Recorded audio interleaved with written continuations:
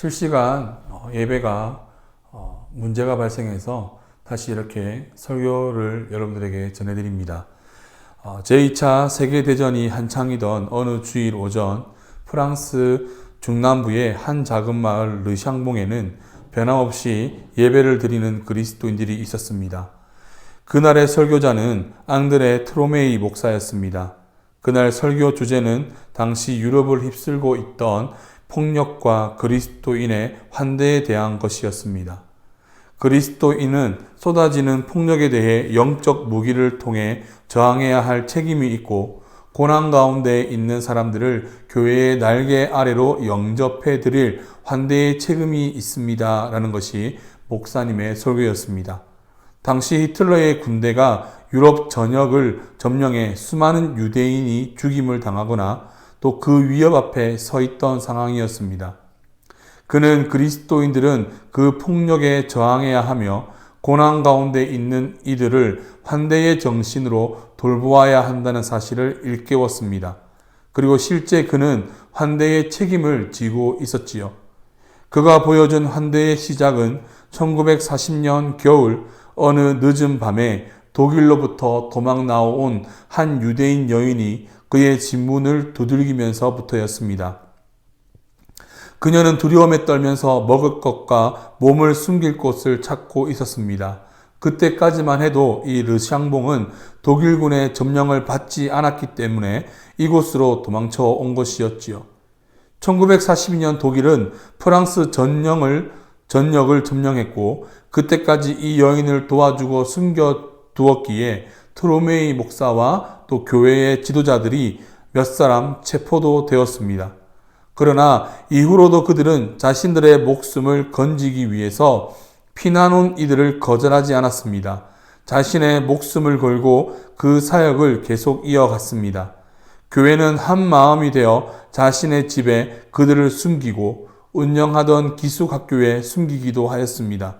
수가 많아지자 농장과 산에 움막을 지어 그들을 살게 하면서 은밀하게 먹을 것과 입을 것을 배달했고 스위스 등의 안전한 나라로 피신시키기도 했습니다. 이때 이들의 용기 있는 환대 사역으로 인하여 무려 3,500명이나 되는 유대인이 생명을 건졌습니다. 전쟁이 끝난 후 마을 사람들에게 어떻게 왜 그렇게 위험한 일을 할 수 있었는지에 대하여 물었습니다. 그들이 대답했습니다. 왜라뇨? 하나님께서 그것을 원하시는데 우리가 어찌하지 않을 수 있겠습니까? 우리 목사님이 그렇게 가르쳤고 그분도 우리도 그 말씀대로 산 것뿐입니다. 트로메이 목사에게도 동일한 질문을 했습니다.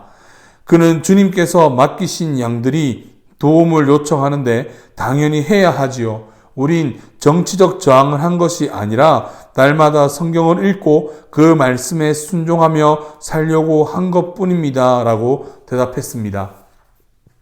여러분, 도움이 필요했기에 도와줬을 뿐이고 성경 말씀에 그저 순종한 것이라는 그들의 대답에서 우리는 기독교 공동체의 환대 정신을 배우게 됩니다. 저는 교회가 두 가지 책임이 있는 공동체가 되어야 한다고 생각합니다. 첫째는 복음 공동체로서의 책임입니다. 이는 곧 믿지 않는 이들과 타 종교인에게 예수님만이 오직 유일한 구주 되심을 전할 의무와 책임을 교회가 가져야 한다는 것입니다. 예수님은 이를 위해서 이 땅에 오셨고 또한 우리도 땅끝까지 주님을 전할 증인으로서 부름을 받았습니다. 그렇기 때문에 마땅히 우리는 이를 실천해야 합니다. 돌아보면 그래도 교회는 복음 공동체로서 복음을 전하고 전도하고 선교하는 의무와 책임을 잘 감당하고 있는 것 같습니다. 특별히 한국은 전도하고 모이는 교회의 임무를 잘 해왔고 지금도 잘 하고 있습니다. 하지만 한국뿐 아니라 많은 그리스도인들이 놓치고 있고 잘 하지 못하는 것이 있습니다. 그것은 바로 흩어지는 교회로 사는 것입니다. 이는 다른 표현으로 환대라고 말할 수 있습니다. 보통 환대를 생각하면 새가족을 맞이하는 것 정도로 여기는 경우가 많습니다. 물론 틀린 것은 아니지만 결과적으로 새가족 환영은 교회 안으로 모여든 이에 대한 책임인 것이지요. 그러나 환대는 교회 밖으로 흩어져 있는 이들을 향하여 나가야 하는 비중이 더 큰 단어입니다. 그래서 교회가 책임져야 할 두 번째는 환대의 공동체로서의 책임입니다. 환대는 교회 공동체에 있어서 복음 이상으로 중요한 주제이며 의무가 됩니다. 오늘 우리가 읽은 본문 말씀이 바로 환대의 배경이 되는 것이지요. 그리고 우리가 잘 알고 있는 것처럼 기독교의 황금률이라 하는 내용, 대접받고자 하는 대로 먼저 남을 대접하라라는 것도 환대의 기초가 되는 말씀입니다. 우리가 환대를 생각할 때 기본적으로 가지게 되는 생각이 있는데 그것은 바로 내가 주인이고 타인은 나를 방문하는 손님이다라는 것입니다. 그래서 나의 공간에 나의 방식으로 친절하게 맞이하는 것을 환대로 여깁니다. 그런데 환대는 라틴어로 호스페스인데 주인이라는 뜻과 손님이라는 뜻이 모두 담겨져 있습니다. 어원에 따르면 결국 환대가 일어나는 곳에서는 주인과 손님의 구분이 없어지는 것입니다. 이는 내가 장소의 주인으로서 타인에게 할 수 있는 친절을 베푸는 것이 아니라 공존하는 것, 누가 할 것 없이 마땅히 베풀고 마땅히 누리는 상태가 되는 것이 바로 환대다라는 것입니다. 다시 말하면 우리는 교회에 외부 손님이 들어왔을 때 우리가 정해놓은 규칙대로만 그들을 안내하는 것이 아니라 마치 교회를 내어주고 마음껏 이 공간을 사용할 수 있도록 해주는 것, 모두가 서로 양해를 구하고 배려하고 나누는 상태가 되는 것이 바로 환대인 것입니다. 환대는 적게는 새 가족을 섬기는 것이 될 수 있고 조금 더 넓히면 가난하거나 어려운 이웃을 보살피는 것이 될 수 있습니다.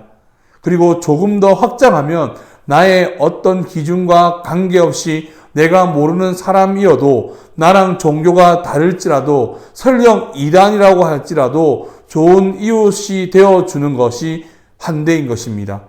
이를 더 확장하면 내 목숨을 대신해서라도 타인의 목숨을 살리는 것, 내가 손해를 감수하고도 손을 내밀어 주는 것이라고 할 수 있습니다.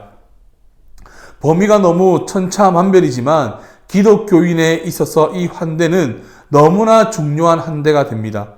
분명한 것은 환대가 거리에 있는 영혼을 자신의 교회 교인으로 등록시키기 위한 위장술이 아니다라는 것입니다. 성경은 기본적으로 환대라는 기초에 있습니다. 특별히 이스라엘에게는 이 나그네법, 희년법이라는 것이 삶의 가장 작은 자리부터 자리 잡고 있습니다.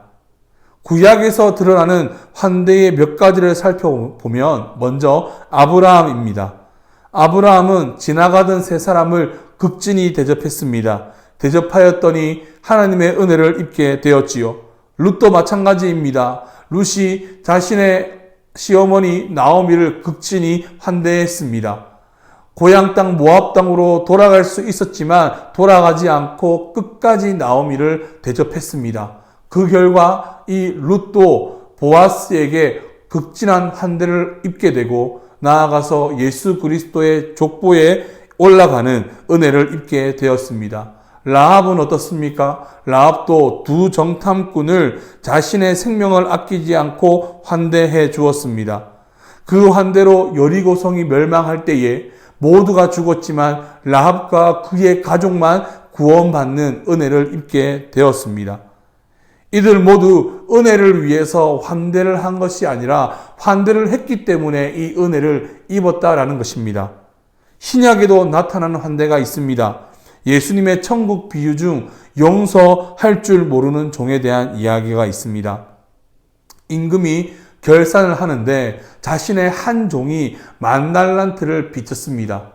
그러나 그에게는 그것을 갚을 능력이 없었고 주인에게 간청하고 자비를 베풀어 달라고 이야기를 했지요.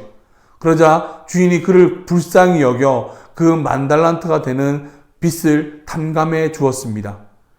그 종이 집으로 돌아가는 길에 한 사람을 만나게 됩니다. 그 사람은 그 종에게 100데나리온이라는 돈을 빚진 자였습니다. 이 빚진 자도 100데나리온이 갚을 길이 없어서 이 종에게 선처를 구합니다. 그러나 이 종은요, 이 100데나리온을 빚진 자를 용서해 주지 않고 옥에 가두었습니다. 여러분, 10,000달란트 그리고 100데나리온은요, 너무나 큰 차이입니다. 적디 적은 그 100데나리온을 용서하지 못하고 그는 자기에게 빚진 자를 감옥에 가두었던 것입니다. 이 소식이 임금에게 들려갔습니다. 임금이 10,000달란트를 빚진 자를 불러들입니다. 그리고 그를 책망하였고 그를 옥에 가두었습니다. 그리고 이야기합니다. 너희가 각각 마음으로부터 형제를 용서하지 아니하면 나의 하늘아버지께서도 너희에게 이와 같이 하리라. 이것이 무엇을 말합니까? 타인을 대할 때 자신의 처지와 같이 여겨라는 것입니다. 환대를 실천하라는 것입니다. 하나님이 이스라엘을 구원하신 이유가 무엇입니까? 구원은 하나님이 베푸신 환대이기 때문에 너희도 남에게 그저 베풀라라는 의미가 담겨져 있는 것입니다. 또 오네시모와 빌레몬의 이야기가 있습니다. 빌레몬과 오네시모의 관계는 주인과 종의 관계였습니다. 바울에게서 빌레몬에게 한 통의 편지가 도착했습니다.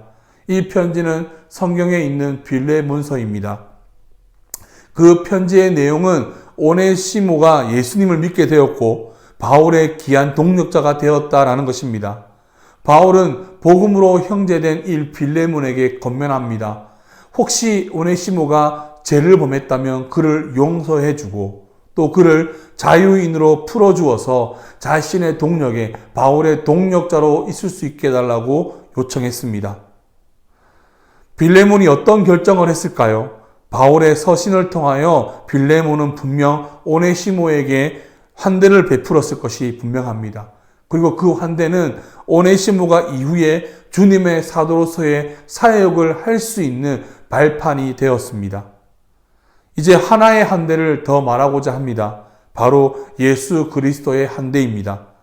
예수님의 사역에는 환대가 늘 자리 잡고 있었습니다. 그 당시에 인정받지 못했던 여인들을 환대했고 어린 아이들을 환대하셨습니다. 또 병든 이를 환대해 주셨고 굶주렸던 5,000명과 4,000명을 먹을 것을 주는 환대를 보여주셨습니다. 그리고 예수님은 환대의 꽃이라고 말할 수 있는 환대를 우리에게 보여주셨습니다. 무엇일까요? 이 환대는 이보다 크고 이보다 위대할 수 없는 것입니다. 바로 십자가입니다. 이 십자가 사건은 죄로 인해 반드시 죽어야 하는 죄인을 대신하여 아무 죄가 없는 이가 하나님의 아들인 예수님께서 대신 죽음을 택하시는 환대였습니다. 타인을 향하여 내 목숨을 던지는 것, 이것이 바로 예수님이 보여주신 최고의 환대였습니다. 이 십자가의 환대가 저와 여러분을 존재하게 만들었습니다. 우리가 환대를 해야 하는 이유가 어디에 있겠습니까? 바로 예수 그리스도의 십자가 환대에 있는 것입니다. 그리고 하나님은 우리에게 환대를 하면 얻게 되는 유익을 말씀해 주셨습니다. 바로 오늘 우리가 읽은 본문에서 찾을 수 있습니다. 임금이 예비된 나라에 들어갈 의인들에게 내가 줄일 때에 너희가 먹을 것을 주었고 목마를 때에 마시게 했고 나그네 되었을 때에 영접했고 헐벗었을 때에 옷을 입혀 주었고 병들었을 때에 돌보았고 옥에 갇혔을 때에 와서 보았다라고 말했습니다. 그러자 의인들이 말하기에 주여 우리가 어느 때에 그렇게 했습니까? 라고 물었습니다. 여기에 임금이 말합니다. 너희가 내 형제 중에 지극히 작은 자 하나에게 한 것이 곧 내게 한 것이니라. 우리가 우리의 이웃, 믿는 자, 믿지 않는 자, 타 종교인 비방하는 자 중 도움이 필요한 자라면 누구라도 할 것 없이 환대하는 것이 곧 예수님에게 한 일이 되고 이 일로 인하여 칭찬받고 예비된 하나님 나라에 들어간다라는 것입니다. 이미 우리는 예수 그리스도의 십자가 환대로 인하여 환대를 해야 함이 마땅한 존재입니다. 그러나 그것을 넘어서 이 환대를 할 때에 주님께서 우리를 칭찬하시고 또 주님을 다시 경험할 수 있는 주의 사랑을 더 느낄 수 있는 은혜까지 있게 되는 것입니다. 너무나 대단하고 감사한 일 아니겠습니까?